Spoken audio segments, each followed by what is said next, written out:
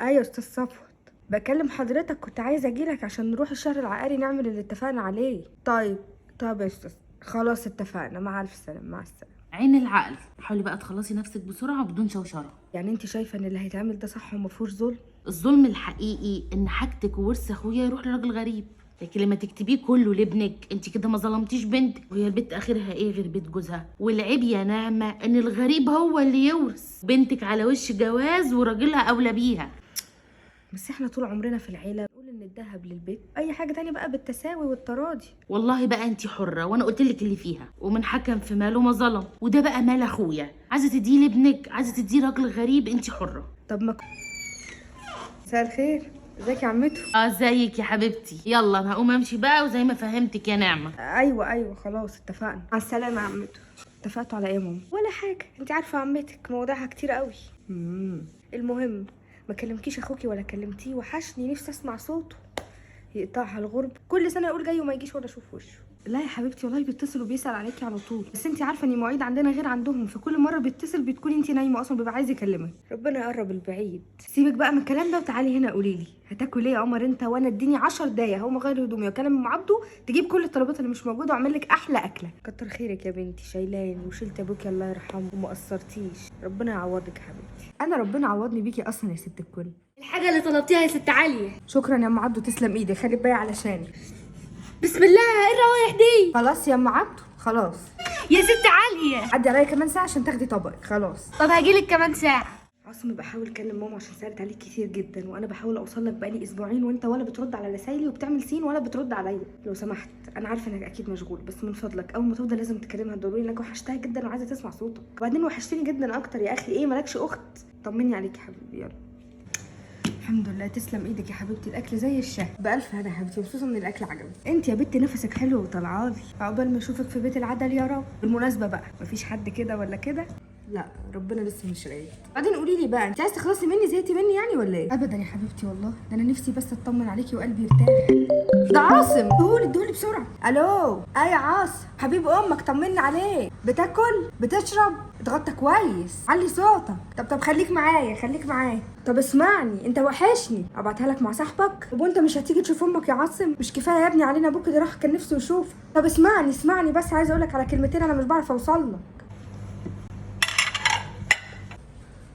انا رحت للاستاذ صفوه، خلصت معاه كل حاجه، وقلت له يكتب لك كل حاجه باسمك حتى البيت اللي احنا فيه.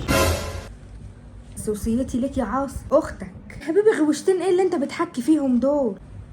بقول لك كتبت لك البيت والارض، غوشتين ايه اللي بتسالني عليهم؟ ما انت سامع عمال بتسال على الغوايش ليه يا حبيبي؟ اديتها لاختك خلاص، براضيها بيهم، في ايه؟ الو ليه يا ماما؟ ليه كتبتي له كل حاجه؟ ظلمتيني ليه يا ماما؟ بقى دي اخرتها؟ كتبتي كل حاجه لابنك. طب انا ايه مش بنتك؟ ده ابنك بقاله سنين ولا شافك ولا سأل، انا اللي ببعت له اقول له يسأل عليكي واقول لك مشغول معلش. ده بيكلمك، ده بيسأل، مفيش الكلام ده. انت فاهمه انا بقول ايه؟ هو ده يرضي ربنا؟ ما هو ربنا ما قالش برضو ان احنا نتعب ونبني ونشقى ويجي راجل غريب كده على الجاهز يتجوزك وياخد كل حاجه؟ وهو فين الراجل ده؟ كم عريس يجي امي ويبقى مناسب واقول لا عشان هيعيش بعيد عنك؟ كم واحد جيت قدم لي وكنت معجبه بيه وانا رفضت عشان خاطر ما سبكيش انتي ولا بابا؟ نسيتي؟ في الاخر جايه تقولي لي راجل غريب؟ جوز انا هيبقى غريب ومراته هو مش هتبقى غريبه؟ كتبتي له كل حاجه وانت ضامنه اصلا مين فيهم اللي هيتهنى بيها؟ اخرس يا بنت، انت بتفولي على اخوكي عمره ما ينسى حقك. طب واخويا الكبير السند الظهر زي ما بتقولي، ما قالكيش ان ده حرام وما يرضيش ربنا؟ سامعاكي بتردي عليه ان هو زعلان انك مدياني الغوشتين بتوعك اللي انا فاكره انك اديتهم لي، مش عشان ترضيني يا ماما، كنت فاكره انك اديتهم لي عشان افتكرك، عشان خايفه عليا، عشان بتعبريني على امتنانك. زعلان انك مديهم لي؟ ما قالكيش حرام عليكي ولا حتى غششك ولا حتى فكر انه يخليكي تراجعي نفسك. انا مش قادره اصدق البجاح يا شيخه، هو فين ربنا من اللي بتعملوه؟ خلاص كفايه كلامك ده، كفايه. انا بكره هروح واصلح اللي عملته كله، تاخدي حقك زيه بالظبط. انا ماما. عارفة صعبان عليا غير الست عالية، كانت يعني لا اب ولا اخ، دلوقتي ولا ام. اصل اخوها مسافر بره ولا بيسأل عليها بتاع اكتر من 7 سنين. حياة ابوه، حتى ابوه كان بيموت ما جالوش، طبعا مستاهل الكسكرة. حبيبتي يا ابو عالية، كانت ست ظلم يا حبيبتي يا عالية. ست عالية يا ست عالية. عايزه ايه يا ام عبد؟ قولي. عندي ليكي خبرين، واحد حلو وواحد وحش. اقول لك انهي؟ قولي اي حاجه، ما عبده كله محصل بعضه. طيب اخوكي جه. تكلمي جد؟ يا ست عاليه.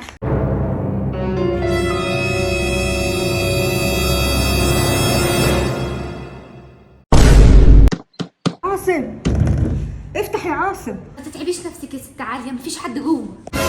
وجه فعلا، وجه معاه واحد كده وبيقول لي ان هو قال ايه؟ انطقي. السكن الجديد، وكمان سايب لك حاجه، استنى اجيبها لك. سايب لك الشنطه دي.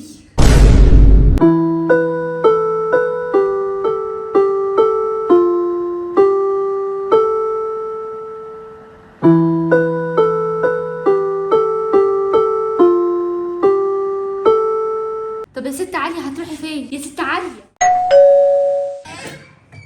عاليه، ازيك يا عمتو؟ اهلا يا حبيبتي. معلش يا عمتو، هقعد عندك كام يوم بس. بيتك ومطرحك، بيتك ومطرحك. يا عاصم وحياة ربنا ورحمة امك وابوك ان ماما كانت رايحة تكتب لي زيك بالظبط قبل ما تموت بكام ساعة وما لحقتش. طب انا مش عايزة البيت، انا مش عايزة حقي في البيت يا عاصم. انا كل اللي عايزاه انك تجيب لي بس مكان انام فيه يكون امان يا عاصم. انا مش عارفة اروح فين، انا قاعدة عند عمتك. بقول لك ايه، انا معايا ورق وماشي قانوني، ومن الاخر كده انا مش هكون احن عليك اكتر من امك. سلام. ايه يا حبيبتي، خلصتي المكالمه؟ اه يا عمتو اتفضلي. بصي بقى، انت زي بناتي، اه ما انا فاهمة طبعا. الوضع ده ما ينفعش خالص. انا عندي رجاله اه وما يصحش يباتوا معاكي في نفس البيت، وديكي شايفه من ساعه ما جيتي بايتين بره. بس يرضيكي كده كل يوم والتاني يتلطموا بره عند اصحابهم؟ يرضيكي انت يقولوا ما عندهمش بيت يباتوا فيه؟ مرضنيش. ما تزعليش مني، انا زي قلت لي في اول كلامي انت زي بناتي بالظبط. عاليه انت كويسه؟ معلش يا ندى، انا جيت بس من غير ميعاد لاني بكلمك كنت تليفونك مقفول، مش عارفه اروح فين دلوقتي، فلو بس ابات عندك للصبح والصبح همشي على طول. تعالي تعالي اتفضلي، خشي ارتاحي شويه لحد بس ما اعمل لك حاجه تاكليها. هستناكي لحد ما تيجي. ودي إيه اللي جابها دلوقتي دي؟ موطي صوتك ممكن تسمع. مش هتسمع يا اختي، وحتى لو سمع هو احنا ملاحقين على مصاريفنا عشان نصرف على حد غريب؟